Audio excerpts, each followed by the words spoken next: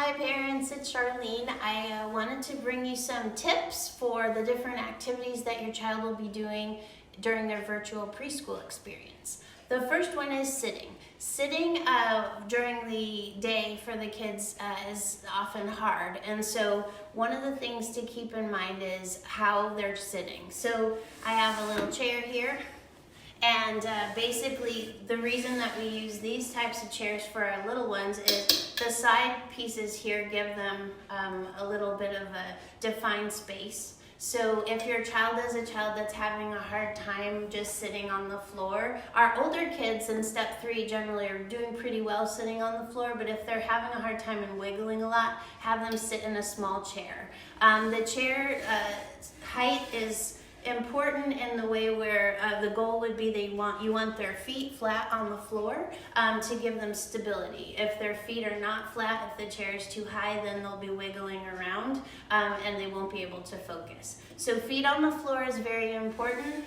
Sometimes if they need a little more side support, you could use a beanbag chair. So the beanbag chair provides them a nice cozy nook and keeps their bodies it feels nice to them, they feel like secure, and then they have their feet on the floor. So you may just have to position the beanbag in order for that to happen.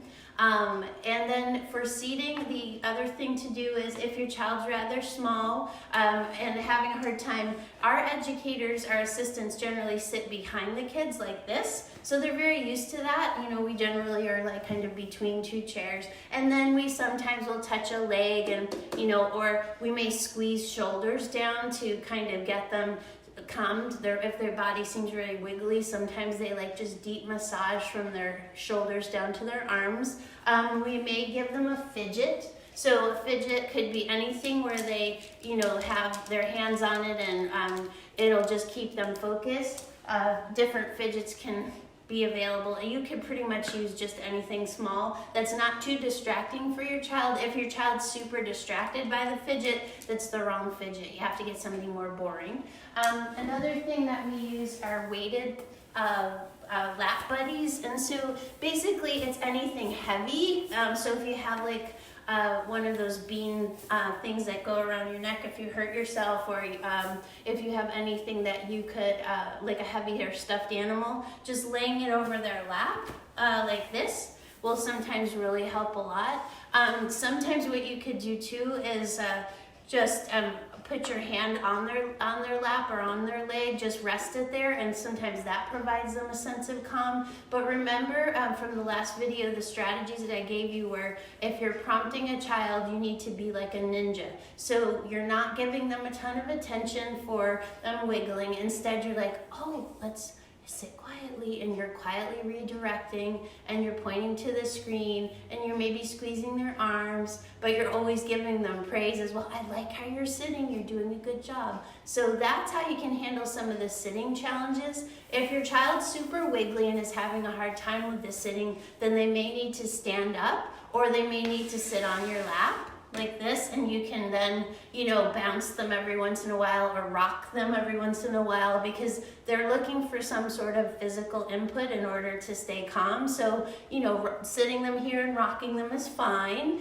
and that'll keep them focused. Sometimes you want to take their knees and give them a nice squeeze, like so they're in kind of a ball, and so they rock like this. So try different things with your child and see what helps them stay focused. But for wiggly kids, it's usually more input, so sitting them here or squeezing them on their arms, nice and gently, but just kind of giving them input. They'll let you know if they don't like it by pulling away. So if they pull away, then just stop, but try some different things. The other thing that will calm a wiggly kid before they have to sit is heavy work.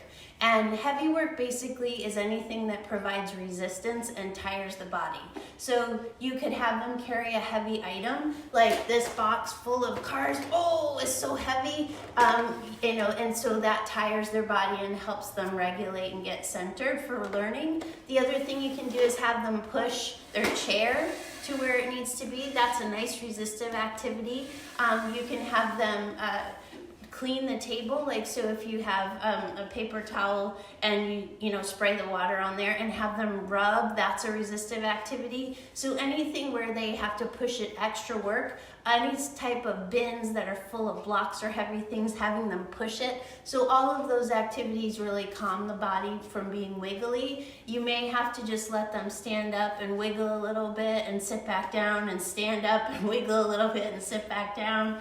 Give them a fidget. Some of the kids like the weighted, lap pads, as I had mentioned, or even some of the kids like chewies. You would know if your child wants a chewy, but during quiet activities like sitting for circle time or sitting for table time, that's a lot of focus they require. So if your child uses a chewy, that's when you offer it to them. So the other thing I just wanted to touch on was transitions. So transitions between one activity to the next are really hard, because especially hard if your child is enjoying one activity and then we have to tell them we're doing something else. How do we help with that? Well, first we give them a lot of warning. So in 5 minutes, we're gonna clean up. In 3 minutes, we're gonna clean up. We use also our visual schedule. So after circle time, we're gonna go outside, because sometimes the language, especially if they're upset, they're not processing it. So showing them the picture of, oh, we get to go outside. Okay, 1 more minute. And saying it nice and quietly. Or if it's just during playtime, you can bring them the visual and say, look, it's almost time to go outside. Let's clean up. And then the other thing is the first then statement. So first we do circle, then we go outside. First we throw our trash away, and then we go and play. It's really, very clear for them. And so it's first this, then we get to do that during transitions.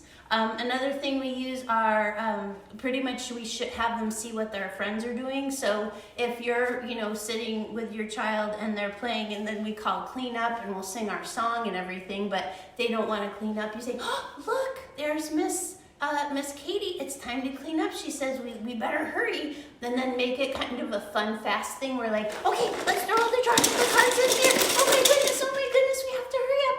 And then, that'll also get them kind of excited for the next activity and motivate them. Whereas if you say, you need to put the cars in so we can clean up and go to Miss Katie, why would they want to do that? So you have to make it fun for them to do the task you're asking them to do, at least with like getting excited about it. Oh, we're gonna go sit in circle time, let's go.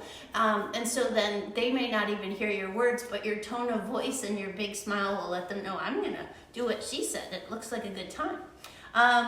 So there's that, and then the other part of the day that we sometimes have challenges is during cleanup time. And we talk a lot about cleanup because it's hard for the kids, but it's like such an important task both cognitively and for independence. So when it's time to clean up, and say that there's cars all over the floor and you need your child to clean up, you would go in and say, okay, we're gonna clean up now, and we'll give them plenty of warning, so don't worry. And you would do a majority of the cleaning up of the, if there's like 20 cars out, you would maybe do 12 of them.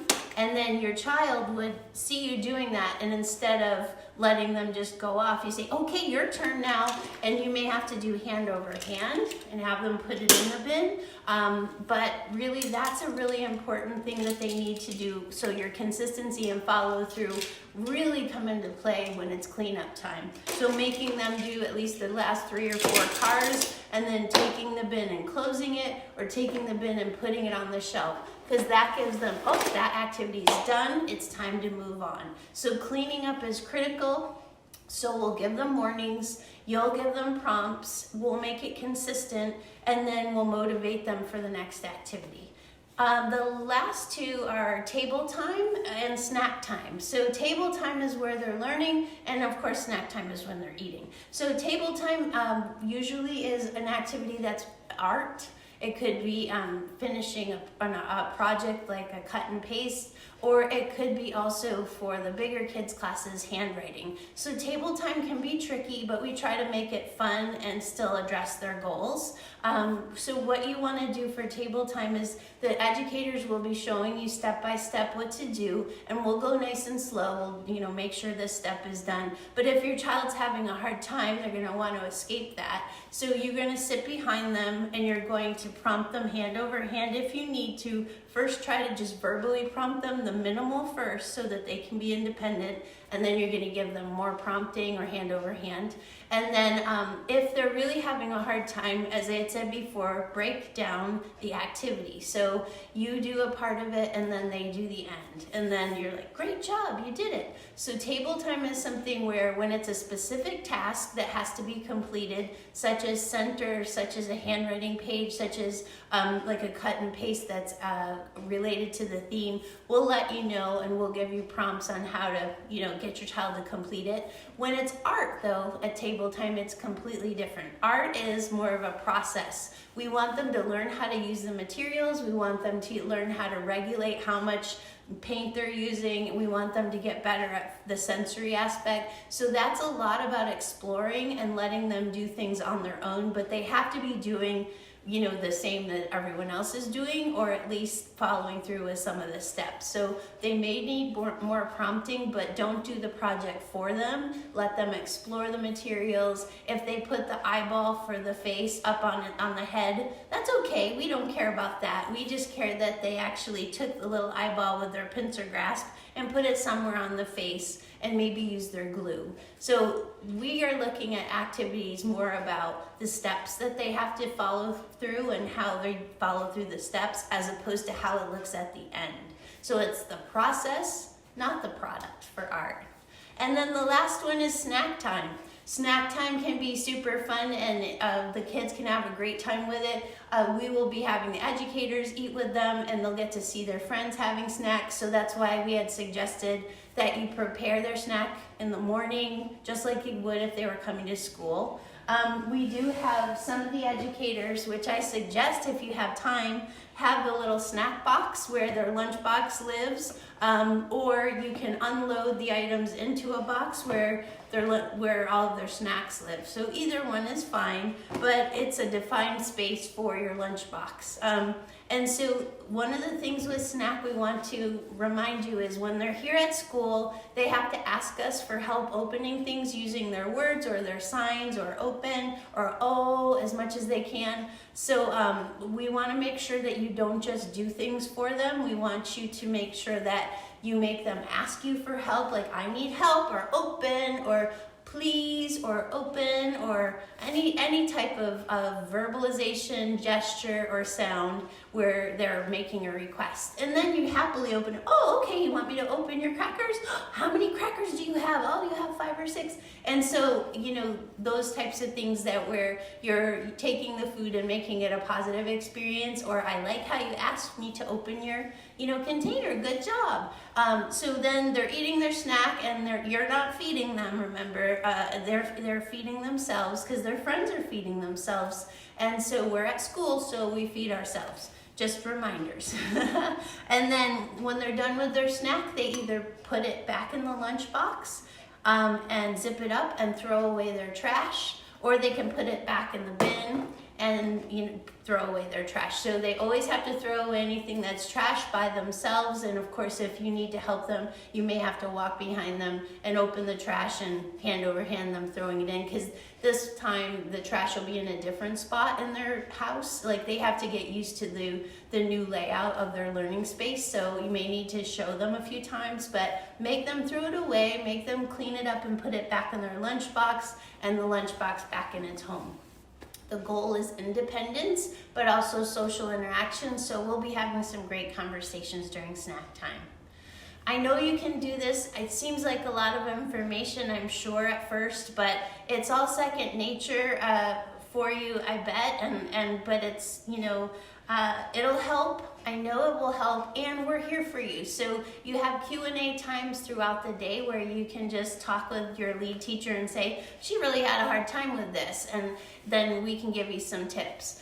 All I can say is I know that it will be hard at the beginning just because it's a new situation, but the more that you can prepare things ahead of time, so for table time and art, go to those folders in your calendar and in your classroom materials link, and look up what needs to be done and print them out and have them close by, like throw them all in one bin, because your child will not have the attention span to wait, but your teachers will say, oh, we're gonna do art next. Parents, get out you know, your picture of your sheep and your cotton balls and your glue, and you want to have them close by. So my suggestion would be prepare ahead of time for the start of the day and have it all ready, and then you don't have to stress as much about, oh, how am I going to get that, and, you know, running around your house trying to find things.